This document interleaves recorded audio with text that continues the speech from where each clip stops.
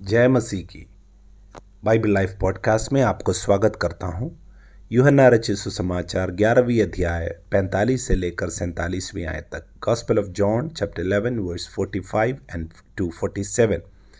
तब जो यहूदी मरियम के पास आए थे और उसका यह काम देखा था, उनमें से बहुतों ने उस पर विश्वास किया, परंतु उनमें से कुछ ने फरीसियों के पास जाकर यीशु के कामों का समाचार दिया। इस पर प्रधान याजकों और फरीसियों ने महासभा बुलाई और कहा, हम करते क्या हैं? यह मनुष्य तो बहुत चिन्ह दिखाता है। Praise Lord. यीशु मसीह के द्वारा लाजर को जिंदा किया गया। लाजर मार्था और मरियम के भाई थे और 4 दिन से मर गया था। चौथा दिन यीशु मसीह वहाँ पर पहुँचते हैं और लाजर को कब्र में से ज़िंदा करते हैं। ये सारे चीज़ें यीशु ने जनरल पब्लिक के सामने, यानी बाकी यहूदियों के सामने किया गया। उन्होंने देखा यीशु कैसे लाजर के कब्र में खड़े होकर उसके लिए रो रहे थे, लेकिन उसके साथ साथ उन्होंने ये भी देखा कि यीशु ने खड़े होकर अपने एक शब्द से, जहाँ पर यीशु ने कहा लाजर बाहर आ जा, वो कहते ही लाजर जो 4 दिन से मरा हुआ था, बदबू आ रहा था उसके शरीर से, वो बाहर आता है। और ये यहूदियों में से बहुत लोग जो इस बात को देख रहे थे, वे यीशु के ऊपर विश्वास किया मतलब उन्होंने अंगीकार किया यीशु मसीहा है। उन्होंने अंगीकार किया यीशु साधारण एक गुरु नहीं है, यीशु साधारण एक व्यक्ति नहीं है। यीशु जो कहते हैं अपने बारे में वही है यीशु। वो क्या है? यीशु मसीहा है, उनके उद्धार के लिए आया है। उन्होंने इस तरीके से यीशु के ऊपर विश्वास किया। लेकिन यही घटना देखने वाले और कुछ यहूदी लोग यीशु के ऊपर विश्वास न करके वे जाकर फरीसी लोगों को ये समाचार देते हैं। फरीसी कौन है?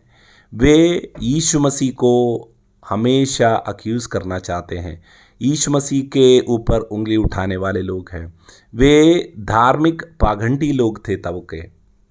उनको बिल्कुल पसंद नहीं था कि यीशु इस प्रकार प्रचार करते हैं, यीशु के द्वारा चमत्कार हो रहे हैं, और ये भी इनकार कर दिए थे कि यीशु मसीहा हो भी सकता है। इसलिए इन्होंने अपने हृदय को एक तरीके में रखने के कारण बना दिया। इसलिए वे हमेशा यही ढूंढते थे कि कैसे यीशु के ऊपर दोष आरोप लगा सकते हैं। तो ये यहूदी लोग जाके फरीसियों को कहते हैं, क्या कहा होगा? कैसे यीशु ने लाजर को 4 दिन के बाद अपने शब्दों के द्वारा जिंदा किया और बाहर निकाला। लेकिन वही बात को सुनने वाले फरीसी लोगों को यही वे आपस में चर्चा कर रहे हैं कि ये तो बहुत चिन्ह चमत्कार कर रहे हैं, हम कर क्या रहे हैं। उनके बर्ताव या सोच के ऊपर ना जाते हुए इन यहूदियों की तरफ देखिएगा। इन्होंने भी यीशु मसीह के वही चमत्कारों को, वही कार्यों को देखा, लेकिन उनका नज़रिया यीशु के प्रति थोड़ा सा अलग था। काफ़ी बार हम अपने जीवन में परमेश्वर के कार्यों को देखते हैं, लेकिन हम विश्वास नहीं कर पाते। यीशु के या परमेश्वर के कार्यों को भी भूल जाइए। नॉर्मल ज़िंदगी के बातें, उनको हमेशा नेगेटिव बातें दिखाई देता है।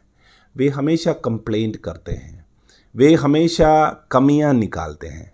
क्या आप ऐसा व्यक्ति तो नहीं है?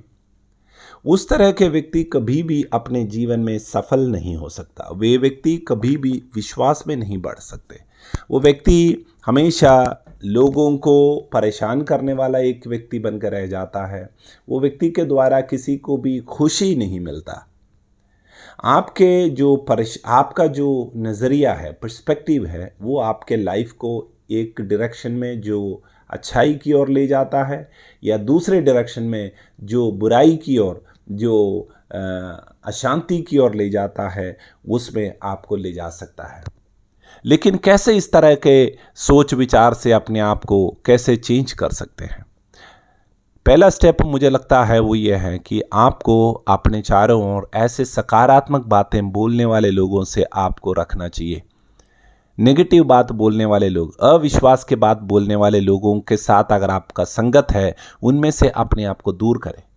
अगर थोड़ा बहुत आपके अंदर है, अच्छे लोगों के साथ आपका भी बोलचाल, आपका भी तौर तरीका बदलना शुरू हो जाएगा। आपके भी जीवन में, आपके भी ज़ुबान पर पॉजिटिव बातें आने लगेंगे। ऐसे लोगों के साथ दोस्ती करें या उठना बैठना करें जो एनकरेज करते हैं, जो कंस्ट्रक्टिवली, जो सकारात्मक तरीके में बात करते हैं, पॉजिटिव बात करते हैं।